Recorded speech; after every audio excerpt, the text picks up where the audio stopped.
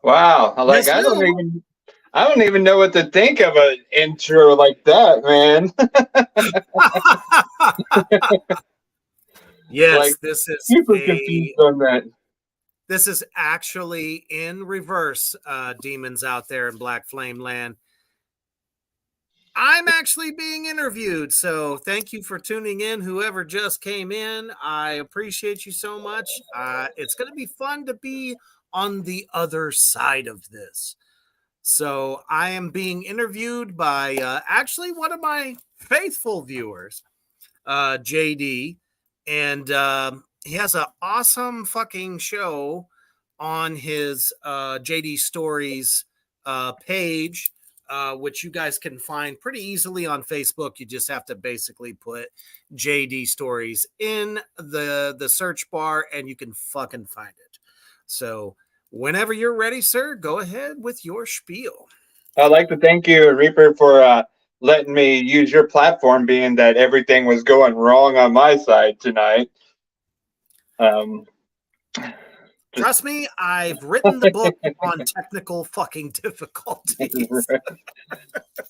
Like Reaper said, I'm John. I'm part of the JD Stories page, the founder of it, founder of JKJ Escapades, and also Afterlife Explorers. Reached out to Reaper for an interview to give him a chance to tell us his outtakes on his paranormal experiences and what he has coming up. I hope you guys all enjoy it. So, Reaper, what got you into the paranormal? Spirits have been following me since I was a kid. Honestly, growing up in a godless house, I was not pre-programmed to not believe that any such entities exist. And I think that is definitely a focal point for most people. Now, I understand there was like this great craze, with paranormal investigation, which is totally fine. I think if you have the right tools, the right heart, and the right energy to try to connect, I see nothing wrong with it whatsoever. Honestly, any real entity doesn't want to be displayed for the most part, like you probably seen on TVs. Now, I totally appreciate what you do and the work that you do, because you do it more on a, more of a heartfelt kind of interaction. So for me, it basically all started in the basement of my parents' home way back in Ohio. What part of Ohio? It's a little place just outside of Massillon. It's called Jackson Township. It's like a city, but not a city. But there was a lot of Indian burial grounds. Like, you could find literally all kinds of arrowheads and stuff like that. So the where the house was built, definitely, I think there may have been some items that went into the ground. From any type of. There's a specific Native American tribe that was once there. I just can't think of it at the moment. So the fact that every time I went into that basement as a kid, There was always something watching me. I Oh, could no. feel it. It was instantaneous. Figures moving in the darkness only, um, which, shadows would be very, very prevalent. Right. So I could always see them, just a dark figure. It's almost like, the song Black Sabbath by Black Sabbath, dark figure watching me, Right. Right. standing before me kind of thing. I'd be playing my drums in my mom's basement or just down there, maybe playing video games and whatnot. And I would just always sense it, but I was never afraid. I was never afraid. Um, Right. the And mostly when younger kids, they usually freak out and they run to their mom, like, there's something watching me, there's something going on. Then they make a big spill about it and like, oh, you're paranoid. Well, sure. Or, especially back in the 80s, it was like, oh, that's bullshit. That doesn't exist. Right. There's nothing wrong. It's an old house. I'm like, shit, the house was only there since 1972. So, by 80, 81, it still wasn't that old of a house. So I was like, no, there's definitely presence here. I mean, I'm beneath ground. And like I said, the fact that there were tribes that came through there, I always had a sense that there was definitely more to the town than meets Right. the eye. Especially when I was in school, in elementary school, they always would have like history about, Jackson Township and, before it became all farmland and then it became, basically like its own town. People would, came and settled there. So there's a history there. And I always kind of, when I think back to it, I really think that that's, you know, what those presences were. Right. Right. So what was the one in Sometimes it would the be cold. Sometimes it would be really fucking cold. like, yeah, we've had some of that, like some of the places that we investigated. Like, I really wasn't like a big believer on the cold spots until like actually within the past couple of years. Like we'd be sitting in one place that we did in Table Rock, Nebraska. We sitting in a locker room, which yeah, it's down underground and it's chillier, but you can most definitely tell, the room change in the cold spot. If it approaches you and things like that. Yeah, definitely. Just like you're in a one section of somewhere, and then you just simply walk through a doorway, which doorways are always kind of a dead ringer for, paranormal experience. And then suddenly it's just like way more colder than any other part. There's no real reason for that. Right. Right. So, what would you say that one of your most, I don't know how to word it, like one of your most creepiest experiences were? Um, I would say as far as like a creepier experience would be a lot more into my adult life. Because I spent a lot of time studying the occult as well as, my path in general. A Right. lot more because, the older you get, the more intellect you have. When you're a kid and you find it, it's like you get pieces of it sticks with you. But when you Right. really dedicate yourself to learning, different paths, different cultures and stuff like that, shit can really open up. And for me, I would say in my early 20s, when it was the first time I ever took part in a group Samhain celebration, which is one of the many Sabbats. Samhain is also Samhain or Halloween for all of you out there in Black Flame Land that don't quite know what its traditional name is. And that's okay. Now you do. You're welcome. Learn something every day. It's a feast of celebrating the dearly departed. It really is. And in a circle situation, it's not a closed practice either, so I'm speaking freely, so don't worry about it. Right. We invite all of, lost souls and try to guide them to where they need to be. Because at that point, on October 31st, the veil is at its thinnest. So naturally, spirits are going to just kind of show up. They just do. And it's not always a malicious thing, but I can remember at this one particular one, we actually had to expel one of these entities because, when you open the floodgates, so to speak, you never know who's going to step through. And it was quite malicious. So it was pretty freaky. You could feel it just kind of running around the circle of all of us. There was about 10 of us. Oh, wow. And I was in college at the time, and it would you could see people's hair move as it whipped by. And just, you know how you get the chills, either because maybe something tickled you or something like that, but goosebumps were forming, and it was just like, okay. And then it would stop. You could hear a very low voice, not totally audible, but audible enough to hear that it was a male voice. To make it out, right? Yeah, and he was shouting. It was just like, who the fuck is this? Why are you here? And of course, the first thing that we think to do is to try to communicate. Right. So we're like, you're welcome within our circle, come in peace and leave in peace. And it just was trying to knock shit over.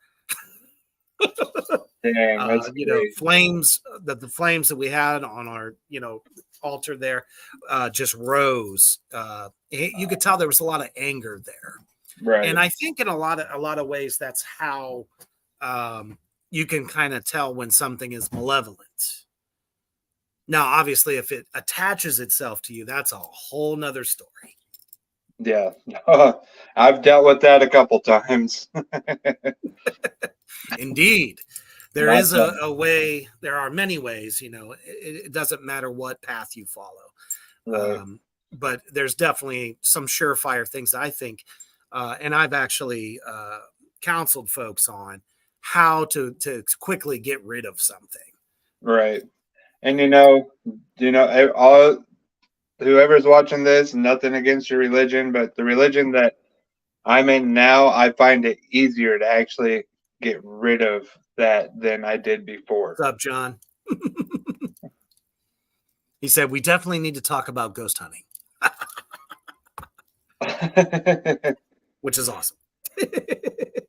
Yeah, that's something we do quite a bit of. We actually have a big documentary coming up on a town. I'll have to give you the info offline because of privacy reasons. For sure. You don't want to stir up old spirits. Right. As it were. So leave them dead where they belong. Right. So one of my biggest questions that I always ask when I'm interviewing people is, what is your outtake on a Ouija board and why? If you don't know what you're fucking doing, don't touch it. Thank you. I can't tell you how ridiculously stupid that I think it was either Hasbro or Mattel, one of the two. They were the biggest toy makers. Or no, was it fucking Parker Brothers? I'm trying to remember. When I was a kid, they would sell this in a toy store with all the action figures, the WWF wrestlers, and all that shit. And here is a Ouija board. Oh, come have fun. See who comes through. And I'm sitting here going, I saw a movie. Oh, Milton Bradley. Thank you, John. I appreciate you, brother. They're like, oh, talk to the spirits. Nobody thought anything about this. Right. And I'm like, I saw a 1980s horror film called The Witchboard. and nothing good came of that at all. Right.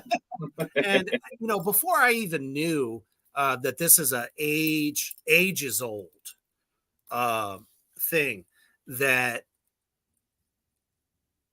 I just had this feeling that I just shouldn't do it. So until, like I said, when I got a little bit more seriously dedicated to the paths that I was walking, I started to learn more about it and how to protect yourself. Right. And that it's always good to be with more than one person because of that energy. Having a more of a almost a group synergy, if you will, can help keep that circle nice and tight, and that if anything does come through, you can expel it together. When you do it by yourself, guess what happens? You get manipulated. Yep. Or yeah, and it's gonna attach itself to you, and you don't have no protection. Exactly. If you're not equipped or you don't know what to do, it's very easy to have something kind of, like you said, either attach itself to you, possess you, and haunt you, really. Right. And believe it or not, like, I don't care what anybody says out there, not only a Ouija board, if you don't know what you're doing, don't use it, but spirits and demonic things, evil things can actually attach itself to almost anything. Like any of your ghost hunting equipment, like your EVPs, like your digital recorders, your spirit boxes, and everything. Like it's not just the Ouija board. It's like you're gonna have more come through on a Ouija board, but like if there's something already there before you even use a Ouija board, there's a very good chance that it can attach itself to your equipment. Absolutely. Everybody out in the comment section, you guys are fucking badass. I love you. Kayla asks, can we talk about tarot cards? Like I don't know a whole lot about tarot cards. Like that's one thing I've really never got into. I've been reading tarot for about 30 years. Uh-oh, there's my age showing. I was like, what, somebody in here? Oh, shit. Tarot cards are a wonderful way to connect with, as I always say, the universe. Through the cards, it's not the reader that speaks through the cards. Literally, when you're with that person and you don't read for yourself, don't ever do that. You want to know why? Your own energy manipulates the outcome or answers that you get from any said reading. So it's important, as somebody who is going to become a reader for other people, to pull a card every day just to get to know each one and what they represent. Now, here's another fact. Every tarot deck is different and they have different meanings. And nowadays, it's been so sensationalized, it's all over the place. So there's nothing wrong with getting decks that are inspired by, let's say, a movie or a show or something like that. But Supernatural. Yeah, for sure. You have anything from, Disney villains to Nightmare Before Christmas, Right. the Sanderson sisters, and that's fine. There's nothing wrong with that. I myself collect many decks. But there is one deck, and this goes for everybody, that they bond with. It's that deck that every time you do a reading for somebody, it's spot on every time because it has bonded with you. And it's an energy thing. So they're not inherently evil. There's misconceptions about, the death card, which only represents the end of something. Like, let's say you've been through a traumatic experience. situation, you're coming out of it. If that card pops up, that's what it's representing.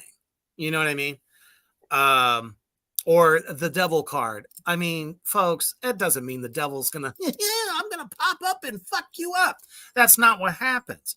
The devil card actually represents, kind of like the good or negative aspects of whatever situation you're looking for clarity on.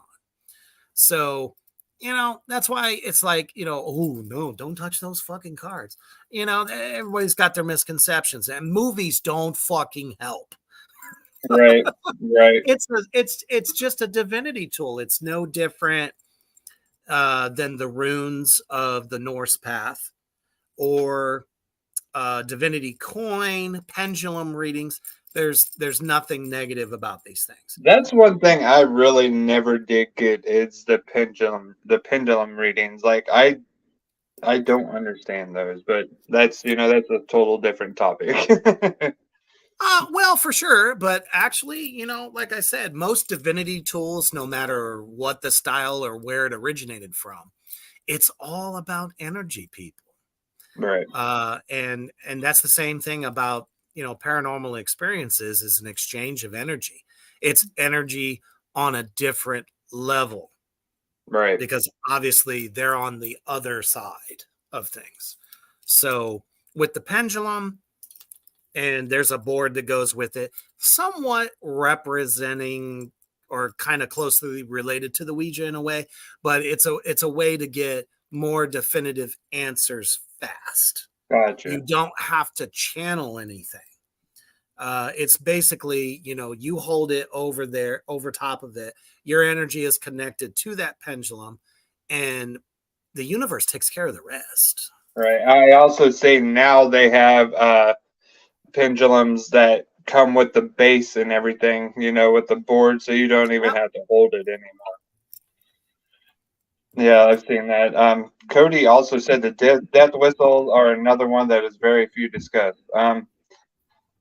I personally have actually used the death whistle, and I find it a bunch of hocus pocus. I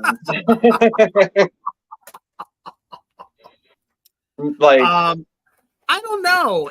Is that a relatively new invention, or does it go further back? No, death whistle goes way back also.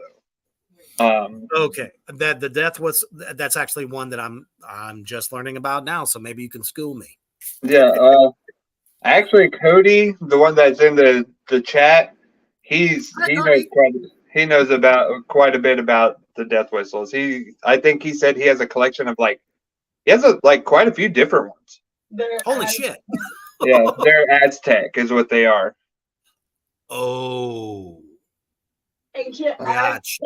Used to summon spirits and create horror and fear wherever they went. These whistles emit a scream that sounds like a woman being tortured in horrible agony. Did you hear that? That came out of nowhere. I did hear that. See, the ghosts are talking. Insatiably intrigued. Yeah, you'll have to look into it. Like, they've always interested me, but I've never really got deep into them. Oh, the 90s? 1990s. They're not that old. No, they were extracted from a temple from Mexico City. So it was something that was recently discovered. In the last 30 years. Well, that's badass. Now, Cody said that he owns 48 of them. 40 fucking 8 of these things. Holy shit balls. I tip my dome to you. That's pretty impressive. I would definitely dig, checking those out. That's interesting. So I don't know the way I would view that type of thing, even though I don't know much about it yet, but I'm definitely going to research. So thank you for that. It all depends on the person that wields it. It's like any of these. Yeah, it's all about the intent. The intent, and are you going into it with an open mind? Right. If you go into any of these things, seance, tarot reading, anything, preconceived, generally what's going to happen is you're going to have a negative experience. Right. You know, so if you didn't gain anything off of that, there's so many different aspects to these things. You have to look at not what you're expecting to happen, but what actually does happen when you do it. Right. And what can happen. Absolutely. So another question for you is like, have you done like very much like paranormal investigating or anything like that? I am proficient at house cleanings. Gotcha. That's just it's just a general term. It could be a house, it could be a business, it could be your mother's diner around the corner. If something's going on, Right. and you know, I generally will guide them on what they can do to try to get rid of whatever's going on or lessen the activity. If they're not having any success, then I will come in and deal with it personally. Right. So well, my next question was going to be, what was your favorite like piece of equipment? But I don't know if you would have one. You know, for me, it's like basically my tools. Even at my shop, I don't refer to them as, some people refer to them as altar items or magical items. I just refer to them as craft tools. So I have a wand. I have many wands actually. For different, you know, every crystal stands for, stands for something different energy wise and all that. So anything, selenite is one of my personal favorite wands. It's very good at, I don't know, almost user friendly for just about any type of situation. Let me see. Trying to think of some things I've used. Sage is always a big one. Different incenses, dragon's blood. I think I lost him. Maybe he'll come back. So I'll continue on what the hell I was fucking saying until he comes back. So dragon's blood, lavender is definitely a good tool to use to expel anything negative or malicious. Absolutely, Kayla, kind of figured. Technical difficulties. I think he's back. Yes, he's back. Yay! I don't understand how I don't have no internet when I wasn't even using Wi-Fi. Like, how is that even possible? Something's over me tonight. I swear, man. Must be what we're talking about. You know, That you're in could here be. with the you're in here with the big bad devil daddy. Anything can happen. Yeah, got that right. So since that, I was just kind of like, oh, okay, that's awesome. Since that got brought up, why don't you tell us a little bit about your store? Oh, sure. I was actually going to just real quick kind of adding to that. There are a couple of staffs that I use as well that are particularly good for expelling some, you know, nasties, as I like to call them. Some can be demons. Some could be just Your pain in the ass spirits. negative souls that just need to go. Right. So, yeah, I don't have any like electrical equipment. I mean, as an empath and a seer at the same time, I can deal with them or spot them. Sometimes even fucking see them, which is absolutely terrifying. But yes, at the same time, it's an adrenaline rush. I dig it. I just actually recently, within the past couple of years, have connected with being able to see and hear. And there's been a few You times don't it's pick like, and choose when it happens either. right, and there's been a few times it's like, whoa, I don't even want to see you. Like, go, man. Absolutely, especially if it's like, you know, a soul that, you know, especially with children, it's like you connect with them, you know, almost on a heartfelt level. and it's like you want to help. And then there's those that were just like, nope, want to get the fuck rid of you as fast as I possibly can. It's like you're standing in the room with me, because we actually have a little girl that visits us quite often, and her name is Emily, and like she is most definitely not demonic or poser. She's a little girl, and like it makes me feel so bad because like she's not to get in a tangent, but she's stuck. She don't want to cross over, but she does. That goes with their mom and dad, but she wants to stay here because she finds comfort in me and John. Absolutely, especially if it's a place that feels like home or it was once their home. Naturally, you could definitely find some kind of a middle ground. It's almost like the Beetlejuice idea that you can coexist with certain spirits that, like I said, are benign, they're non-malevolent, and they just feel great there. There's nothing wrong with that. Oh, Kayla, most definitely. Whenever my mother passed away in 2019, she reveals herself to my wife at the strangest of fucking times. And it's always like a quick startle, but then she's like, oh, okay, you're back. Right. Our dad does that. My dad just did that. My girlfriend flew in. Just a quick story. Flew in from Ohio. Your stomping grounds. Gotta love and, it. Dude, it was weird. I got out of the shower, got dressed, and I was at my altar. I looked in the mirror, and my dad was standing behind me. Here we go again. We're further. No. Yeah. Oh, I think we're good now. Yeah. Honestly, I think just this discussion alone, the spirits are just kind of like, I'm surrounded by demons all the time. I mean, it's commonplace. So, anytime my wife and I are talking to each other on the phone, especially cell phones, you hear a lot of demons speak, and it's just like, God damn it, would you guys shut up? Right. I'm trying to have a conversation. This has truly become the haunted podcast.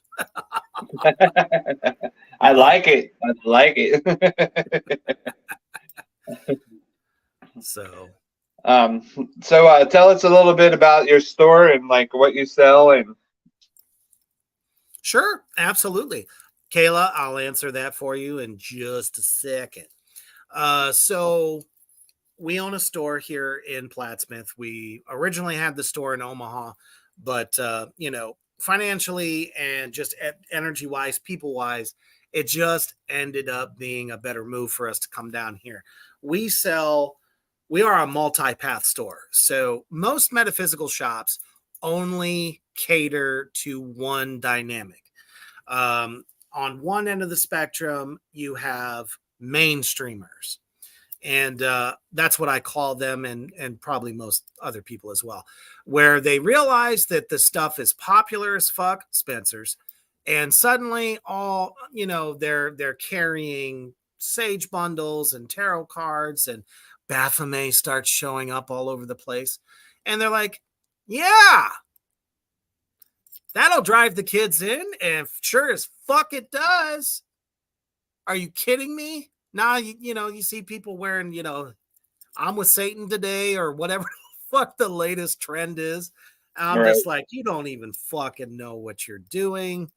And they're going to have a fun time with you. So good luck with that. I'll see you in the store again in about a week. Exactly. But we cater to all paths. So it doesn't matter if you're Wiccan, traditional witch, or a druid, or a Norse woman as well. It doesn't matter the path. We carry something of just about every philosophy there is. And magic at its root is universal.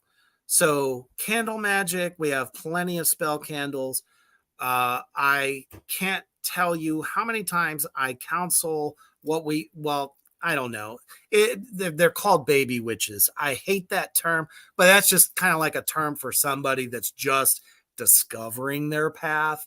So I do a lot of beginner work. So I carry a lot of the books that get and that's okay. There's nothing wrong with that. The fact is you made it. You realized it now. You know where you belong. Right. And for many people, they don't realize it, but somewhere down the ancestral line, there were others just like yourself. So I don't carry books there are just some occult books that give you so much information, it makes you want to vomit. Oh, wow. You know what I'm saying? It's hard to follow, but there's a lot of really good authors out there that kind of dumb it down a little bit, take all the wordiness out and says, this is this is that. Right. So I carry wands, I carry altar supplies, anything from like altar cloths to different representations, statuary, crystals of every magnitude, even some of the most rarest ones. Anything from like towers to rough tumbled, breakable geodes, a little bit of everything, crystal jewelry. That's a big thing. And not just for occultists or people that, are connoisseurs of it. It's for everybody. There are undeniable benefits from different types of crystals and what they can do and how they connect with your energy. Anything from amethyst to tiger's eye to rose quartz, clear quartz, you name it, we fucking got it in one form or another. But we're a little bit different. We also, as a culture, people say different paths and stuff. We're all kind of part of the same, culture. So we do carry a lot of like apparel, decor. There's nothing, wrong with taking pride in what you follow. And it's 2023, motherfuckers. People don't believe like they used to. There's a reason for that. Everything is cyclical. Yep. Unfortunately, Christianity stamped us out, but we came back with a vengeance. That's great. A lot of that, we do get a lot of pagan families. So we have really cool, like different coloring books that also help teach at the same time. Toys of all different kinds. We got really cool plushies. Of course, they're all beautifully Halloweenic. Right. Lots of Nightmare Before Christmas stuff. So if you're a Disney fan, you'll love our store because we're big Disney nerds, Harry Potter nerds. So it is what it is. Right. And what's your store called? Little Owl Mystics. Everybody go. Then I believe you do have a Facebook page, right? Yes, we do. You can find it very easily. And we also ship. I deal with people all over the country. If it's all right with you, we will tag and pin your store on our page. Okay, awesome. That would be great because there's nothing worse than going to one of these other shops and they're all pretty and prim and proper, and the people don't know what the fuck they're selling you. They just know they have to sell it to you. Yep, they're just there to make the money. Exactly. That's what makes us different. We are knowledgeable. Between my wife and I, we are extremely knowledgeable. We're there to help guide you on your journey. And like I said, so many new people come in that are like, I'm really drawn to this. I'm not sure why. And then, we kind of help you find that answer and give you the tools along the way. But in the end, you got to do the work yourself. Right. But, we offer everything you could possibly want. And of course, we added horror into the store as well. We got different DVDs. We're big indie supporters. Matter of fact, my wife and I, we have a film coming out at the end of the month. Hopefully, if not September, which you will absolutely dig. And music. So if you're a hard rock, heavy metal fan, I got stuff from some of the best indie metal bands actually around the world, not just the country. So we're kind of like an all-in-one, one-stop shop of awesomeness. Oh, yeah. I like it. I like it a lot. Let's see. Kayla says, what about the ones like me torn between two paths?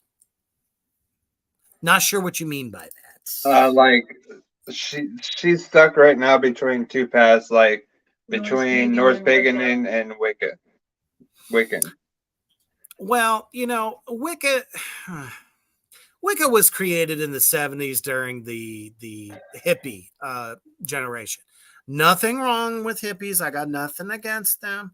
But the person who founded that path did so with malicious intent. I was waiting for you to say did so with a lot of mushrooms.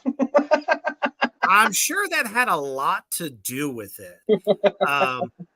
It's basically taking all of the traditions since the dawn of time and kind of wrapped it up in a pretty little display. So, if you're a witch, you're a witch. They're known as green witches. There's a reason for that term. Herbology, working with the elements, earth, fire, water, and air. Okay, so you are a child of nature. If that is what you're drawn to, if Hecate herself has, shown up somehow in a dream or maybe through a trance or a meditation of some sort, then fine. That is what you are meant for.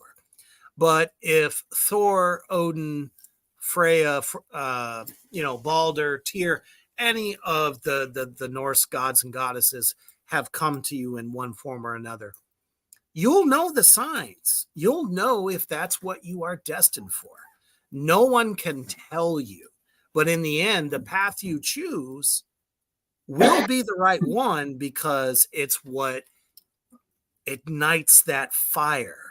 It feels as normal as breathing. Let's put it that way. So don't let somebody dictate to you what your path should be or why it should be. It's personal, you know, and you'll know when the time is right. Cody says, what about being more on the Egyptian pagan side of the spectrum, but raised as a Norse pagan? Okay. Odin gave his fucking eye to the tree of life to gain all wisdom. And within that wisdom is to know all paths. There's nothing wrong with considering yourself if you're ancestral or not. If you know me, I hate labels. So you can work with whatever deities, traditions you want to. There's so much to gain from learning from all paths because different situations, it's like spell working. One spell, let's say traditional witch, might not be strong enough as perhaps an Egyptian one or a druid ritual. You know what I mean? Right. You can literally learn something from everything. I call them tools of spirituality. I myself am a Satanist Norse pagan, which when I say that to people, it blows their fucking minds. There's a reason for that. They are the two philosophies of life. And what has been revealed to me through different experiences that have become part of me. Ancestrally, I am of Norse blood, particularly the Germanic tribes. Saying that, going back to the paranormal aspects of it, do you find it easier dealing with it, being that you're Norse and what is it, Satanism? Mm-hmm. Yeah. Do you find it easier to deal with it than like a regular, say Christian or Norse pagan or witch, whatever you are? Like, do you find it easier to deal with? Like I just like I don't want to like you said, like I'm the same way. I don't like putting labels on people. Oh, for sure. Um, I would say because I do deal with a lot of different entities that it is a little less stressful, but you know, it's like paranormally speaking, each entity is different from the other. Some I have seen, you know, almost what I guess what the Jewish folks call a golem uh, get raised to such like epic proportions that it's just like, ugh. Right. There's no such thing as an easy spirit. I mean, unless they're, you know, more peaceful and you get to learn more about it, why it's there. Um, but yeah, I definitely do through spirituality. Absolutely. It is a little bit less stressful than someone who's been closed off from it and then suddenly seeking. Well, you kind of have to, you know, ask yourself why are you seeking it in the first place? Right. Maybe there's a reason. Maybe they're trying to connect to you. Right. So I think it would probably be tougher for somebody who says, oh, I want to go ahead and investigate this haunted ass house or this haunted ass hospital, you know, from 1920. Are you going to be ready for it? Fuck no. Right. Exactly. You know what I mean? But if you gain some knowledge, some occult knowledge, it doesn't even have to be any particular path. Gain some of that, the basics of energy working. I think it helps tremendously. Right. So just another, kind of a knowledgeable question is like, what would your outtakes be to the viewers if you're just starting out as an investigator or interest in the paranormal field? What would your words be and wisdom to give them? Be strong in your convictions. You know, definitely figure out what your intent is. Like, why are you just looking for, do they exist? You're not always going to get the kind of experience that you would if you just open yourself. If you know anything about meditation or chakra working, you know, we all have a third eye. It is there. So meditate, make sure your head's right, your heart's right, go into it open minded. But if you're just going to just prove that something is most definitely there, spirits themselves can be kind of flaky. I call them thrill seekers. Yeah, absolutely. If you want the shit scared out of you, they can make that happen. They don't even think twice about it. Because when you enter their space, it's almost like you're in their domain and they can figure you out pretty fucking fast. Oh, very, very easy. So if you're wanting to connect, you can connect. That's fine. Just make sure you do some research beforehand. Right. Another outtake is choose your tools. Like if you're new at investigating, don't jump into it 100%. Like it could be a field that you don't want nothing to do with. Like you could go out and spend thousands of dollars and they're like, get the shit scared out of you. And then you're stuck, you know, like, oh man, I don't want nothing to do with this. And Sure. like Reaper said, be open minded, but don't be closed minded because that can get you in trouble like real quick. And, you know, invite other things, other, you know, energies that you'll have a hell of a time getting rid of. And, you know, it's almost a curse. That's why you know, people that do, let's say, voodoo or necromancy, it's like they're still walking around with something attached to them from ages ago and just can't fucking get rid of it. Right. So be armed at the same time. You never know when you have to do an on-site exorcism. Right.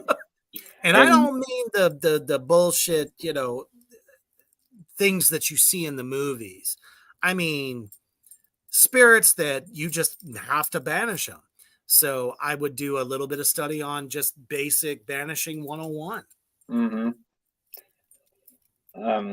And believe it or not, I used to be like way, way against the Ouija board.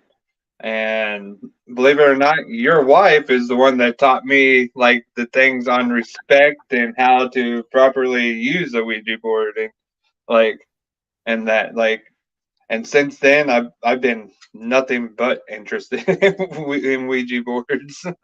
And there's nothing wrong with that. Just like I said, don't do it alone. And as long as you have, a protective barrier around yourself, also you could even do a simple spell, or I don't know, whatever you want to call it, oogity boogity over the board itself. You can do that. Right. Incense is very powerful.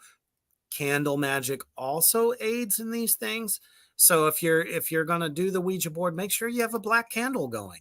I know everyone's like, oh, black candles, it's evil. No, it's not. In color magic, black stands for protection. Do your research.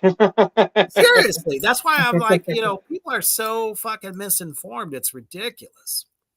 And like That's why I like to help. if people do the research, like I found this out. I used to use like white teapot candles for communication, for flame play. Well, I come to find out white was one of the worst colors that you could use. And Definitely not for that. yeah. So now I'm in the search for that's why I messaged you the other day, like, hey, do you got any black candles? And like, because they're hard to find around here anymore. Like, once you burn them out, you better be ordering some. Well, instead of getting them from Amazon, come see me. Oh, most definitely. As a matter of fact, I just got a bunch in. So Hell yeah. Hell yeah. Maybe when we come to the store, we may have to hop on the live and be like, hey, look where I'm at. actually, yeah, I think that would be great. Because believe it or not, everybody that's in here, viewers, like myself and Reaper, we're only an hour and 20 minutes apart. Oh, that ain't bad. Yeah. Like We used to see Kelsey a lot, or sorry, everybody knows her name. It's no secret. it's still engraved in my mind from. Yeah, before the whole identity thing. We used to come and see her.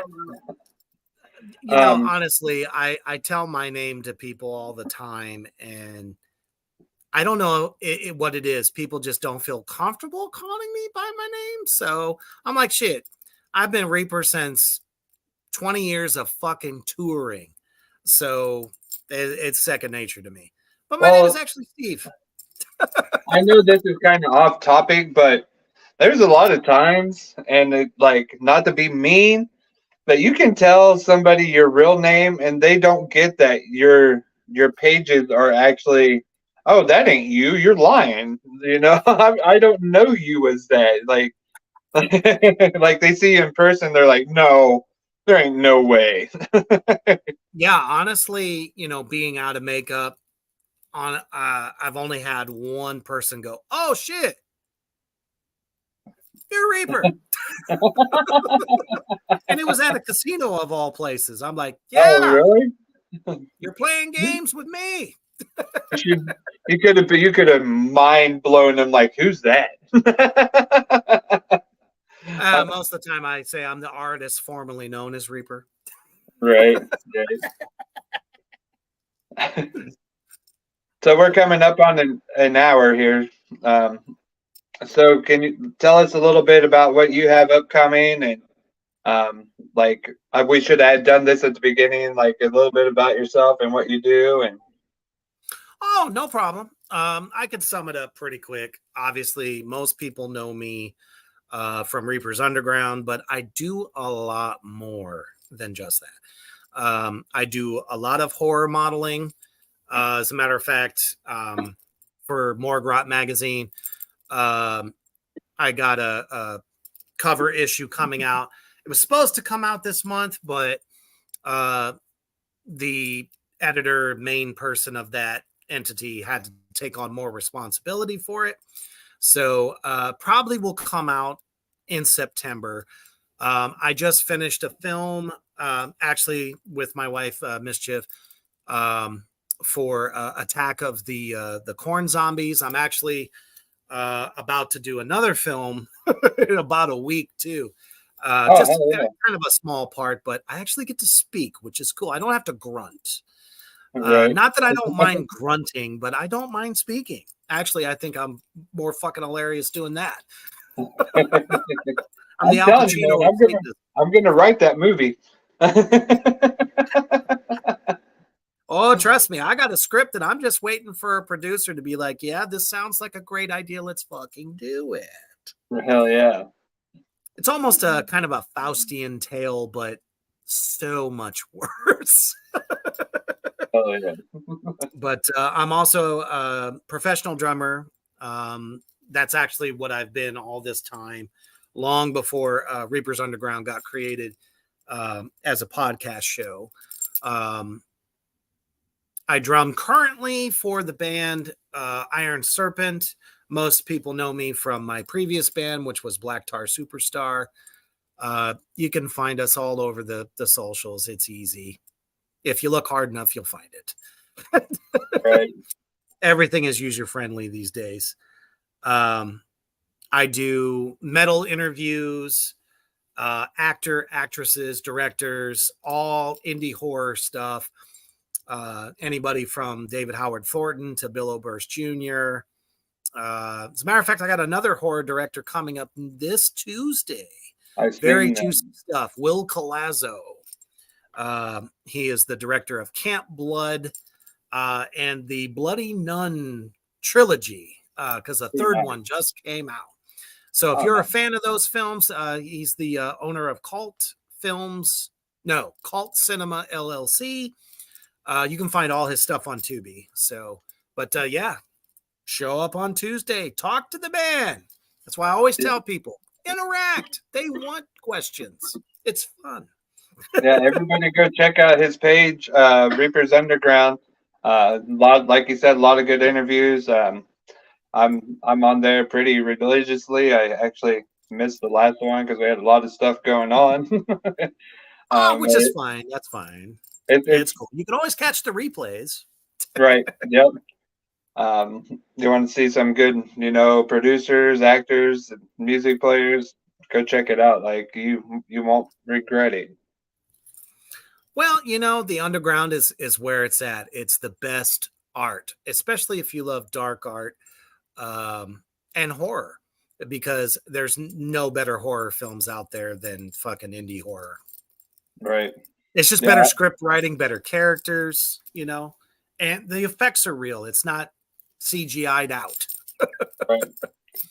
Like me the other night, and I'll admit it, I was all starstruck and fanboying the other night. Let's see, what was it? A week ago, I think it was, when you had Michael Mastasios. Yeah. Oh man, what a great guy! Right. I really hope to work with him and Billy Pond. I think Billy Pond would be really fun to work for too. Right. I don't know. If you like your horror bloody and about as crazy as it can get, most def. And not to plug anything, but everybody go check out the movie The Butcher. Like, that movie was fucking epic. Good flick. A lot of gore, a lot of blood. Like, be ready. And he's such a fucking nice guy. It's just like David Howard Thornton of Terrifier. When you talk to him, you're like, dude, you just played the most horrific killer ever, but you're like this sweet guy. You would have never imagined. No, seriously, it's like, you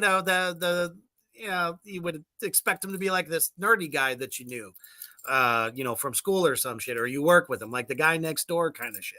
Right. And it's like, now you're a horror fucking icon. Exactly. Before we hop off, I'll grab that. I have the proof. I have the proof.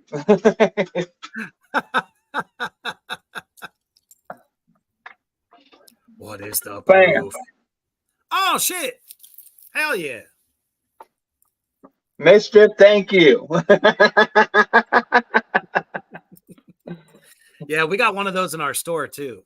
So if you I like had Circus I had the DVD too. Awesome. Well, Yeah. it's been a blast. Thank you for inviting me to your show. I actually sometimes enjoy. Obviously I talk a lot, but I enjoy being interviewed more sometimes than I do doing the interview myself. So, Well, we much thank you for appreciate allowing you me to be coming on. myself. And really appreciate, we're getting back in the grind, and we're starting to, this is episode 1 of season 1, and we had one of the best demonic, I not to be mean, the best, devil daddy ever on the best interview. Probably one of the best interviews we'll have. Hopefully I can talk his wife, Mischief, in doing an interview with us. But she's sure always, she would. She's always busy, super busy. So Das true, yeah. but yeah, most stuff. I'm sure we can look that up. But thank you for coming on, and I think we'll close it out here. And if it's all right, I'll stay on here and we'll chat a little bit. Sure, most def. And all right, once again, thanks everybody. Thanks for joining Reaper's page and letting me interview him, being that we were having all kinds of technical difficulties. And everybody remember to stay strong, stay healthy. Much love. Be unapologetically yourself. Live for you, not for anyone else. Be yourself. Don't let anybody tell you that you can't do or be what you want to be. As long as you're a good human, that's all that counts, and every dream is possible. But most importantly, with ghosties on your mind, stay heavy.